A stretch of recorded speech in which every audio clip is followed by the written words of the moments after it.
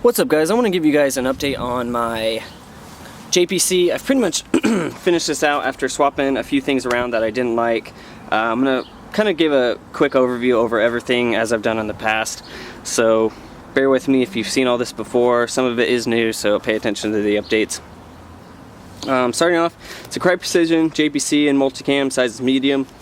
I've got a jumbo Multicam IR flag up here. For those wondering where to get one of these, message a fella named Dylan Longnecker,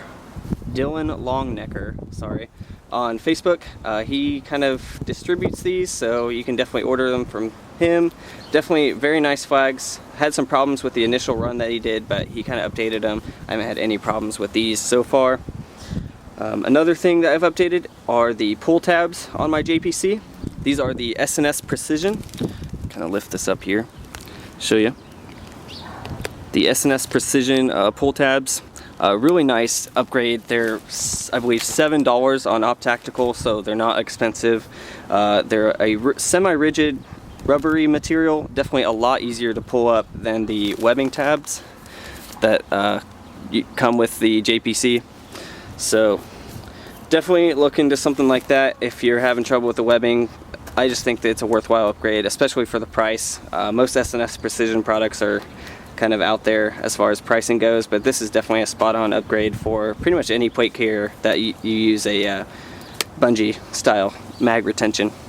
On the front, Tier Tactical double Glock magazine pouch, currently holding my Stark Arms Glock magazines. Further down, this is the Sword. I call it a Hotdog Pouch. Perfect size for probably a foot-long hot dog if you'd like to keep something like that in there for a mid-game snack. I know a lot of you guys get hungry out there on the field, so I've established ways you can carry food. You guys know I put granola bars on my back panel, so you can go ahead and keep a hot dog up there. If you're wondering where you buy it, you can get it on Sword USA. The pouch itself is called the On the Man Full pouch, so you can get that in various colors.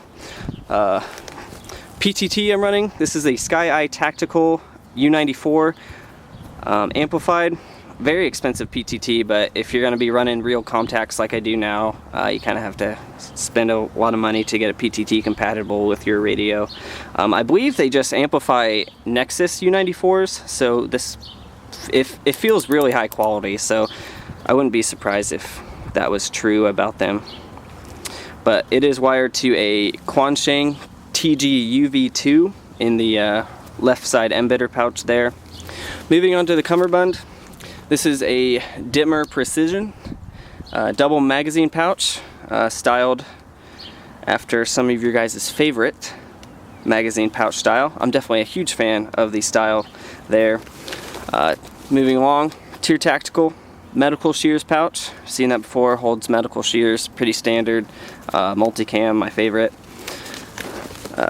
This is a Blue Force gear tourniquet now. A little bit easier than running rubber bands, but rubber bands do work just fine, so if you don't feel like spending the $10 or so on this, don't worry about it. I ran rubber bands before, I didn't have any issues, but this kind of just looks better since it's Coyote. I don't know, I like it. Tier Tactical Micro SOF IFAK. I currently have medical supplies in here, pretty much your standard first aid kit stuff, nothing BB Wars or Airhard style in there. I did reroute the antenna to my radio. Used a standard, I believe it's SMA male to female cable, and running the antenna back here. My buddy Sterling on Facebook suggested this setup for me. Better reception when it's on your back, and when I did have the radio up front, the antenna was just in the way, so definitely a lot cleaner to run it back here. This is the Tier Tactical Assaulters zip-on panel, the 50 ounce. Have the Source 50 ounce hydration reservoir in there, running up front and stuffed under the cummerbund flap. Definitely a big fan of the back panel. You guys have seen the video on it, hopefully, that I've done. It's a zip-on, of course. I carry, I guess I can show you what I carry in there. Looks like I'm running low on the pumpkin spice granola bars, but I keep those up there. And then some Kleenex in there. I usually also keep some LiPo batteries in there too, since it's kind of the perfect width for those. And then I keep various things in here. Sometimes I keep mags in here. I usually keep my sling in there when I'm not using it. so I don't keep it on the gun all the time. Moving to the right cummerbund, this is the Tier Tactical small utility pouch. It's the 5x5 model. Pretty much perfect size. I've gone over it before as far as general purpose pouches go. I'm a big fan of it. I'm going to open the cummerbund and then show you what I run in the embedder pouches.